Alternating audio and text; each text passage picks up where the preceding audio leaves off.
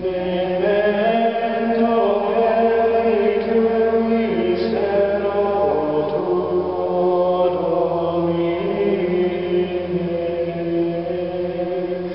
in mihi spem dedísti, consoláta est, humilitáte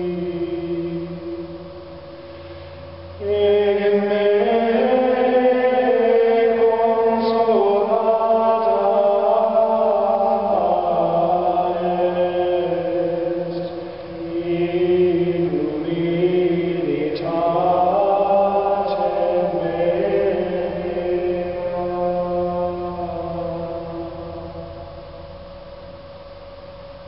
It is good to be back home in Chicago after some weeks on the road.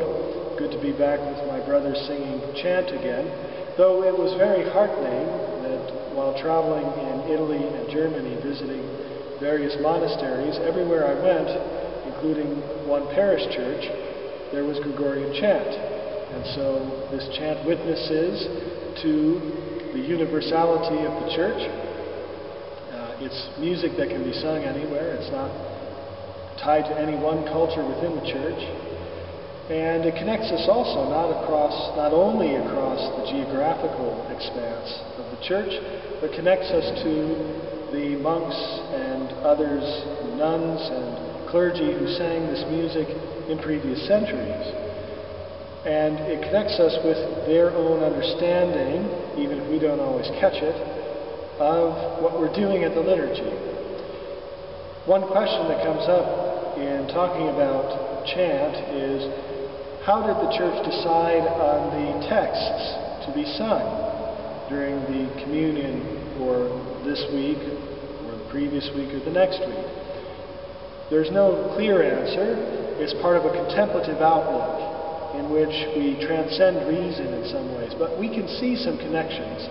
There are two of them I would like to draw with regard to this week's communion, which is taken from Psalm 118, which is the very long psalm about the goodness of God's law. As it turns out, last week's communion was also taken from Psalm 118, from verses 4 and 5. This week's communion is taken from verses 49 and 50, and next week's communion is taken from the same psalm, but from verses 84, I think 87 and 89. So there's clearly some connection going on here between this communion and the one from last week and the one next week. We'll leave it to you to speculate on that as you listen to us sing these. Now I want to draw one other connection here. I'm going to sing the last line from last Sunday's communion, and then the schola is going to sing with me the last line of this week's communion. So last week sounds like this. Justificationes tuas. Now we're going to sing the last line of this week's communion together. Starting here.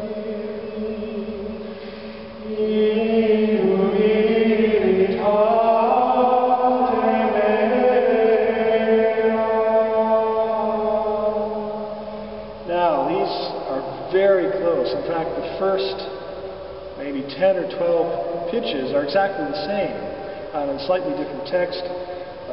Instead of your statutes, we have my humility. But clearly, the music is intended to draw some connections here between these two. To remember, we're meditating on the same song, even if it's a different part of the song, a different text.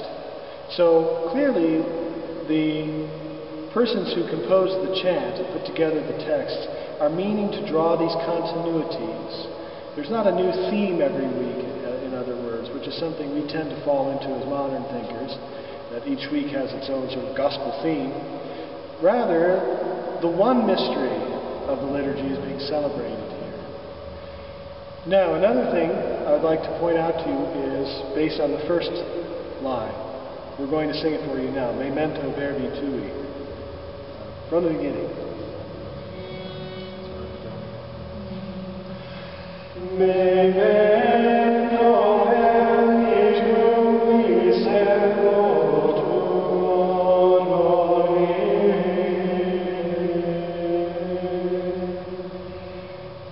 very curious musical line. You hear how on the accented syllables, verbi, we have one note, and then on the off non-accented syllable, we have these two notes, a high note and a low note. Verbi tui servo tuo, cascading downward. The text being, be mindful of your words to your servant, Lord. And I would suggest a couple of things about this.